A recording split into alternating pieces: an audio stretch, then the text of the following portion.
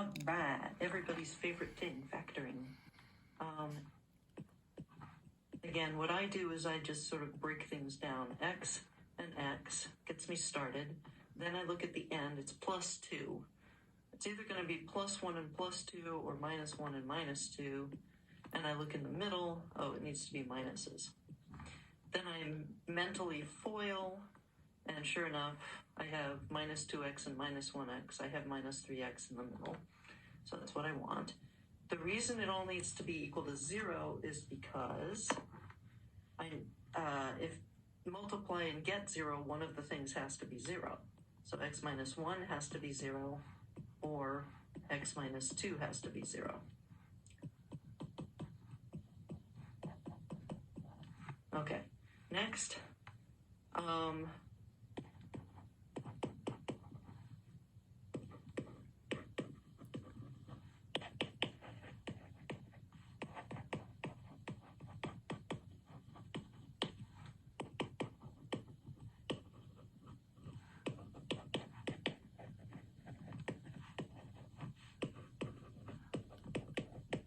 Yeah, unfortunately, moving some of the terms to one side and some of the terms to the other side doesn't work as well when you have x squared and x. We have to move everything over and then try and factor. If it doesn't factor, you have to actually whack at it with the quadratic formula. Or graph the two sides and calc intersect the way we just learned to do on the previous notes. Okay. So I have 2x and x to give me 2x squared. Now I'm going to break out the 3.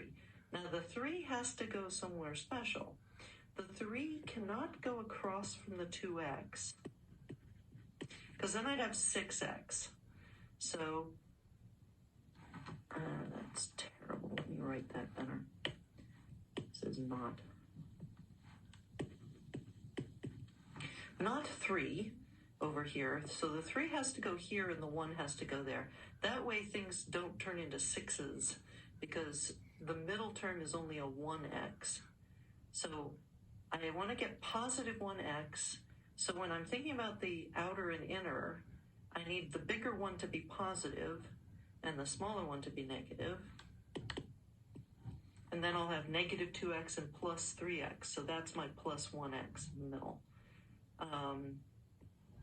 Set each one separately equal to 0.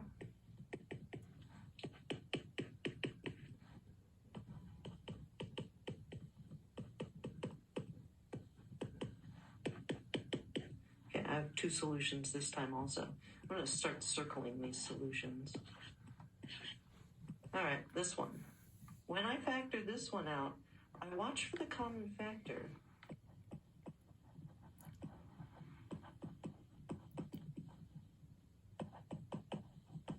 If there's a common factor, your life is much easier if you factor it out first.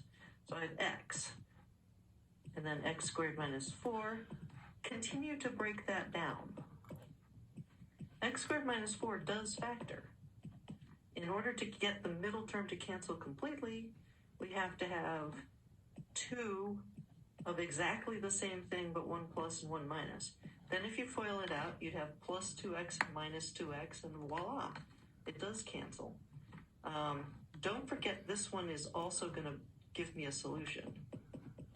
Just because it doesn't have parentheses, it doesn't look like the others, does not mean that it is chopped liver.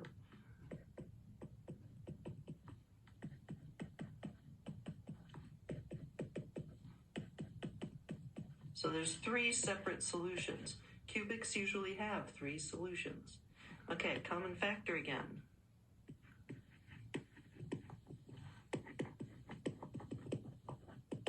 There's a factor of 8. After I'm going to move things over first, I think. But it's still a common factor of 8.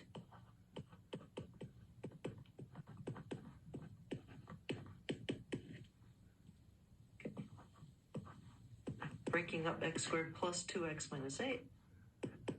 X and x. 8 breaks down into 2 and 4. I want opposite signs to get negative 8.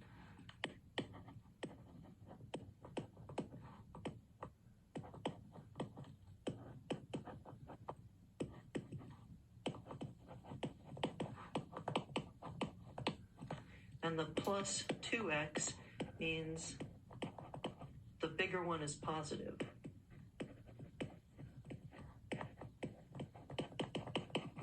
So I want the 4 to be positive and the 2 to be negative. So I get 8 equals 0. No, 8 does not equal 0.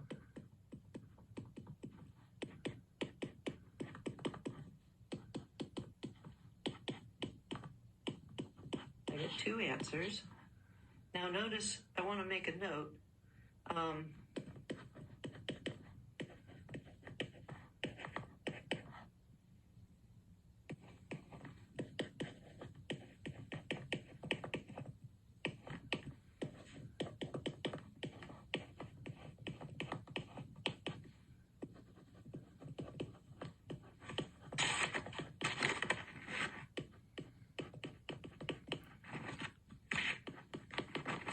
Okay, so if it was 8x, that's very different from just 8. Okay, now we're going to use these same models to see how to factor things. If you have a square, e to the 2x is e to the x squared. Oh, so I'm going to factor this. E to the 2x factors just like x squared. It factors into 1 and another 1. Okay. Now I've got the 2 again, so 2 and 1. And positive means they're the same. Minus 3 means they both have to be negative, so that I have negative 2 and negative 1 gives me negative 3. Okay, so e to the x minus 1 equals 0.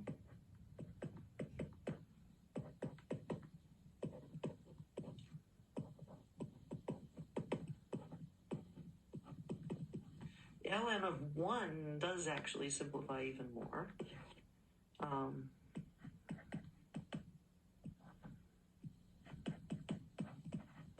Ln 2 does not. It's like 0.63 something. Okay, this one I already factored for you.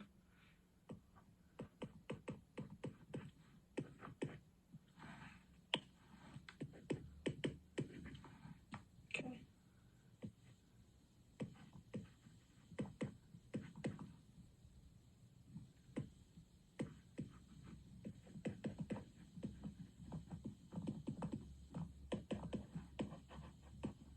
We've seen this before. E to the x equals negative 4 can't work.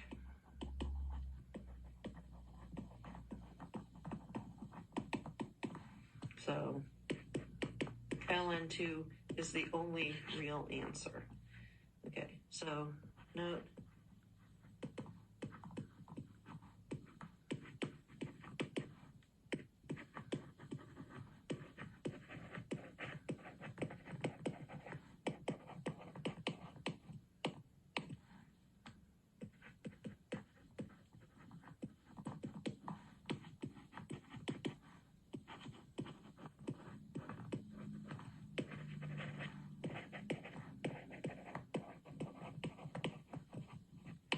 Remember, I said before that logs can't have a negative inside, exponents can't create a negative outside as an answer.